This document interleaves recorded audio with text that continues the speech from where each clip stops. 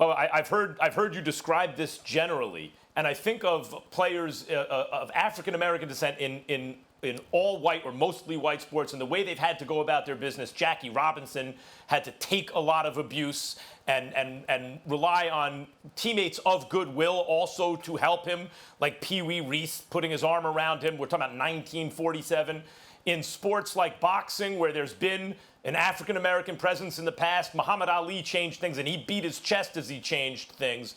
I'm curious specifically with you, if you could tell the story of how this started for you. Who was the first person you approached, and how did you have to go about that? It's amazing to me what you were able to do, and I can only imagine the kind of patience it took on your part and courage. What was the moment where you said, I have to do this, and this is who you approached first? And what was their reaction?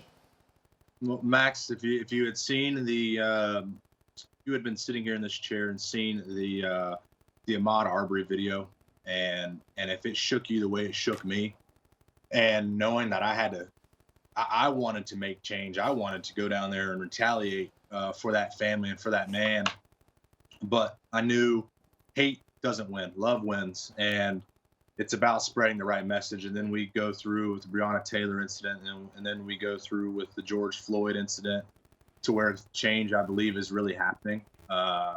Is it going to take years and years to get to a perfect world? Will it ever be a perfect world? Who the hell knows? Probably not. But knowing that I have left an impact and left a legacy behind, if I'm taken out tomorrow, whatever it may be, then I can do that peacefully, because I have helped educate a lot of my peers, a lot of my competitors. I'll never forget being on the Chevy Sim, and Ty Dillon, a teammate of mine, but also a really good friend of mine. We raced against each other since we were 10 years old.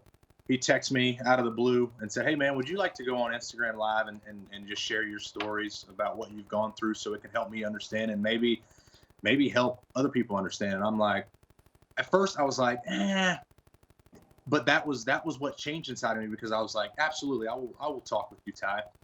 And then Jimmy Johnson had reached out and trying to figure out ways to be better and do better. And I had a strong conversation with Chase Elliott, the NASCAR's most popular driver right now, a great friend of mine, a guy we've raced against each other since we were 9 years old as well. I told him, hey, man, you have a voice, you have a platform. And he was like, yeah, but is it really going to do anything?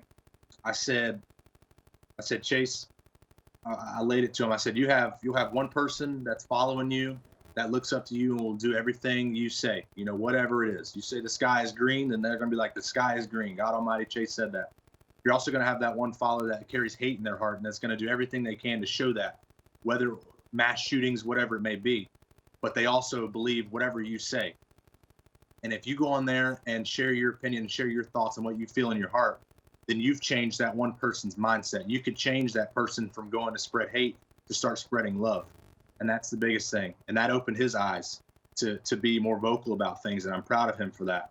But you never know what life. It could be one life. It could be 1,000 lives that you're going to change. But you have to believe in yourself and believe in your heart to know that whatever you say and that you feel is going to change somebody's outlook.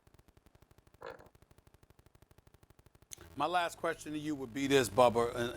In light of the enlightenment and the education that appears to have sifted into the world of NASCAR, do you anticipate that the efforts and the sentiments that they've expressed, are you confident it's going to continue, or are you fearful that it's going to just drift away in short order, within the days and weeks to come? What are your thoughts? I hear you, Stephen A.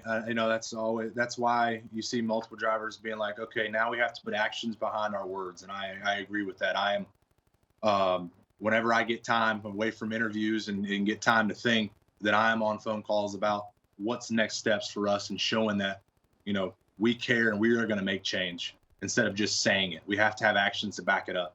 And I don't know if you were able to catch the post-race deal from Talladega, climbing out of my car, and I heard the Bubba chants, and I turned around, and it was a decent-sized group of African Americans. No, we weren't practicing social distancing at that time, but I didn't care, because I was so proud to see I knew they were new fans, because the way they were acting, they were going crazy. It was their first experience, and they loved it. It was a group from Atlanta, and they had drove down and they were in support of me, and that was the coolest thing. Even if they weren't in support of me, there was a new face there being able to enjoy the sport. So I'm proud of NASCAR's efforts to keep pushing the diversity, the inclusion. We're not going to deal with hate. We're not going to deal with racism. Everybody is welcome.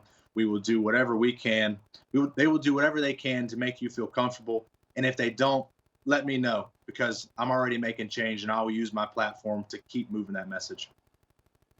You certainly are. And Bubba, before we let you go, I just want to say personally, and I won't get into details, and this pales into comparison to anything that you've dealt with or any Black American, but recently, since we've been speaking about these subjects on TV, people have tried to intimidate me. My husband's Black. I have a Muslim maiden name. And when you came out and you said, your mom said, they're just trying to scare you, that gave me comfort. So I just want to thank you and her from the bottom of my heart. So to continue to keep doing what you're doing and spreading love and having patience with all of us. Absolutely. You have a voice. We all have a voice here, and people don't like that. They want their voice to be louder than yours, and we're all fighters on the inside, so keep it up. Thanks for watching ESPN on YouTube. For live streaming, sports, and premium content, subscribe to ESPN+.